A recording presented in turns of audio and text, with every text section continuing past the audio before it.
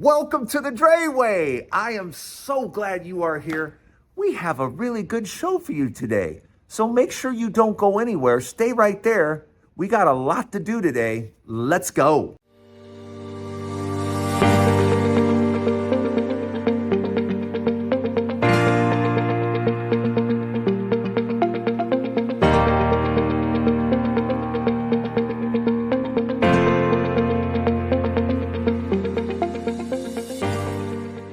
Welcome to the Dre Way. I want to get started right off the bat, because I want to know what you guys think. I want to know what's in your mind, because lately everyone's talking, especially the Republicans, are talking about cutting Social Security, cutting Medicare, cutting Medicaid, and going after veterans' benefits like we talked about yesterday. But I specifically want to talk about Social Security. And I want to talk about it because Republicans are saying now everything's on the table. Everything's on the table. All these entitlements. I don't know why Republicans call them entitlements when I paid for it. I paid for my Medicare. I paid for my Social Security. I paid for it. So what are you calling it an entitlement for? I paid for it. So, and the thing I just don't understand, if you're Republican, please help me understand this. Why is it Republicans can't make anything better? Why? Why can't you get together and say, how can we make this program better? And I know the reason why. Because Social Security, everybody's going, oh, Social Security, oh, it's got all kinds of problems. It can be fixed like that. Yeah. Just have people that keep making more money pay more into Social Security. That's it. I mean, if you're making hundreds and hundreds and hundreds of thousands of dollars, keep paying into Social Security. There, it's fixed. There, it's fixed. But we don't want rich people to pay a few percentage points more into Social Security so it's fixed for everybody? No, heaven forbid we should do that, right? That would just be terrible, that we ask a few percentage points from people that are making hundreds and hundreds and hundreds of thousands of dollars. Yeah, that would just be awful, right? That would just completely change their lives, right? No, it wouldn't whatsoever. But that's what you Republicans do over and over and over again. You don't want to make Obamacare better. You don't want to sit down and say, wait a minute, how can we make this even better? You have no thoughts, no plans on that, no nothing. You just want to get rid of it and then try to imagine, well, we may have something behind it. You got nothing. You got nothing as usual. And that's why I don't understand why you want to mess with Social Security. Some of you are even talking about raising the age limit. The average man only lives to be 76 years old. 76. And you can't get full Social Security until you're 67 if you're born after 1960. 67. So that means I get to work for 50 years and then retire for 9? 50 years of work and then I get 9 years? And then now you want to raise that to 70 or 72 when you only live to be 76? Are you out of your freaking mind? Are you nuts? God, the problem is so many of you Republicans are so rich and so many billionaires that you just don't understand what it's like to live as a regular human being. You guys have totally lost touch with us that are just walking around, everyday Americans that are just trying to put food on the table and raise a family. That's all we're trying to do. And then to have something at the end. But you don't even want us to have that. You want to take that from us. You want to make sure that we're even older to get Social Security. You want to make sure Social Security isn't even there. You want to try to privatize Social Security so that people make money off of it? What is wrong with you? Why can't you ever just take something like Social Security and come up with ideas to make it better? Not destroy it, not strip it and make it some profit stream. Oh, if we do this, if we privatize it, someone can make profit off of it. Lovely. But all you guys are now sitting around talking about, oh, well, we gotta attack the deficit. Social Security's got nothing to do with the deficit. Ronald Reagan made it very clear. Social Security has nothing to do with the deficit. Nothing. Zip, zero. So stop walking around like you're trying to solve the deficit with messing around with Social Security. But I'm just so sick and tired of hearing about it because all of you sit there and lie. All of you Republicans go, oh, we're not going to touch Social Security. Oh, we're not going to touch Medicare. Yeah, we're not going to. And as soon as the vote is over, as soon as the election is done, that's exactly what you guys start talking about. And now the public has to come to people like me, Democrats like us, and beg us. Say, oh, can you help us? Can you stop the Republicans? What did you vote for them for? Stop voting for these morons. Stop it. You guys get upset and you go, well, they're going to take this, they're going to take that. Yes, we told you that, so stop voting for them. Stop it. Tell me when Republicans have gotten into office and done anything for you. Anything. What did Nixon do for you? What did Reagan do for you? What did Bush do for you? What did Trump do for you? These people don't do anything for you, so stop putting them in the White House. Welcome to the Dre Way. I'm glad you're here. Let me know what you think in the comments, and please subscribe to the channel. I'm on my way. I'm on my path. I'm on my journey to 100,000 subscribers, and I would really like your help. So please hit the subscribe button, and don't go anywhere. We got more to talk about. Lately, whether it's TikTok, YouTube, television, you just can't get around all the talk about 50-50 relationships and who pays for what and who pays for this. When it comes to dating and marriage, and I don't get it. I don't understand the whole 50-50 thing. I mean, do you know who's really a gold digger?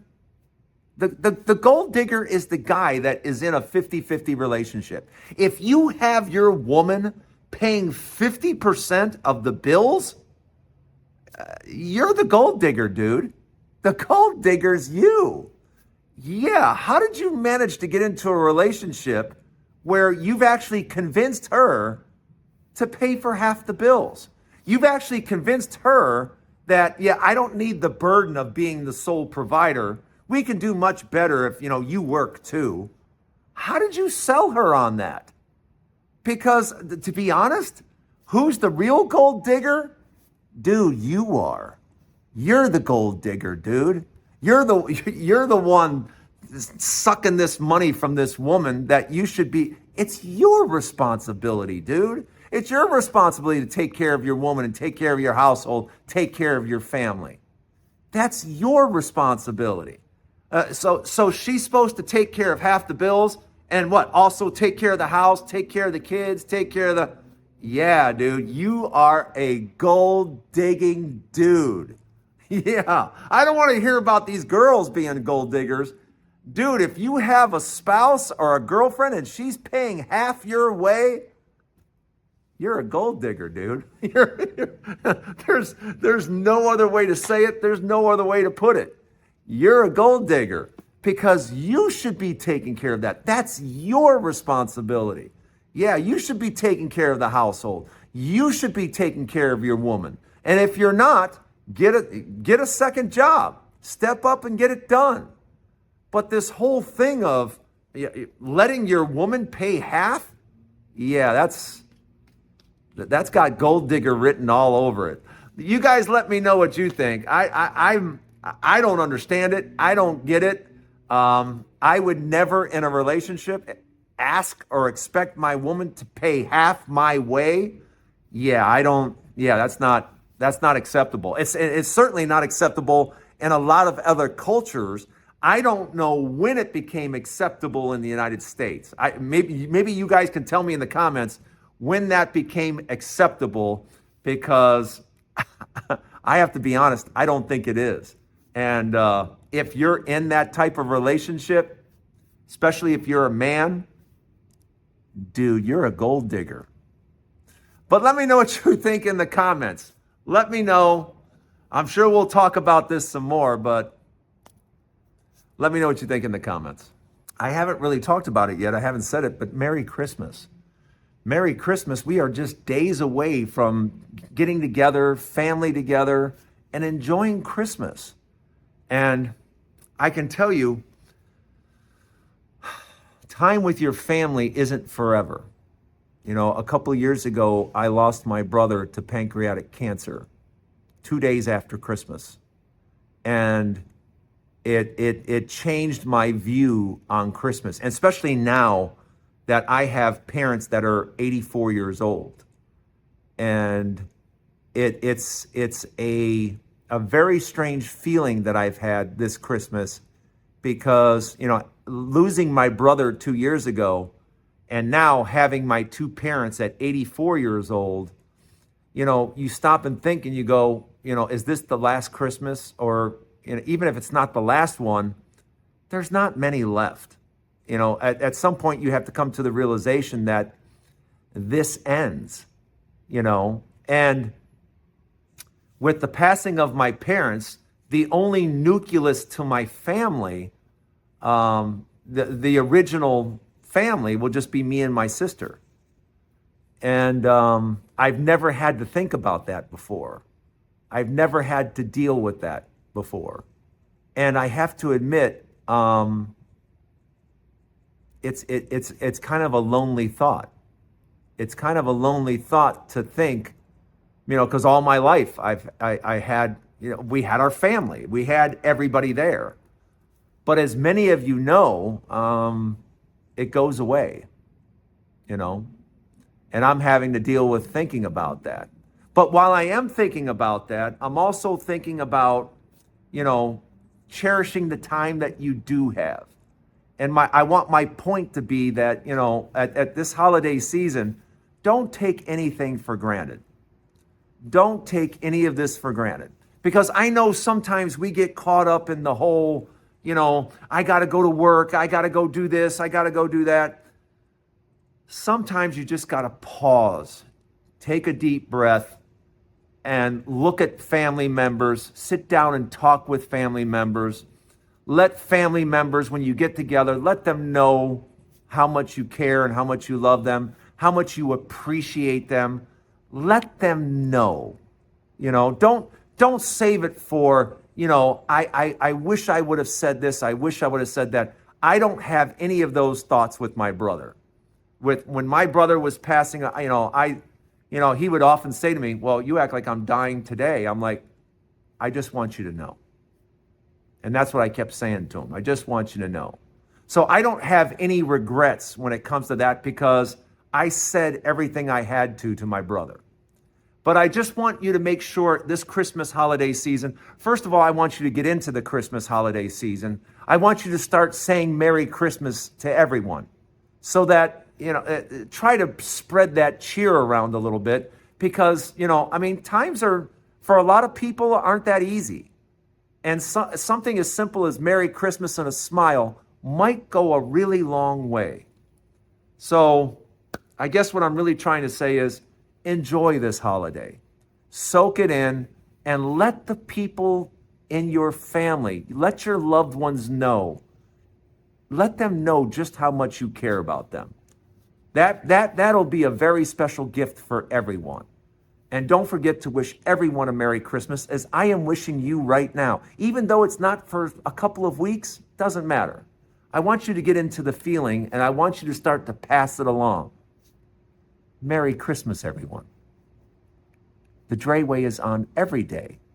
I hope you'll see and stop by and check out the Drayway tomorrow. Have a wonderful day. Merry Christmas. We'll see you later.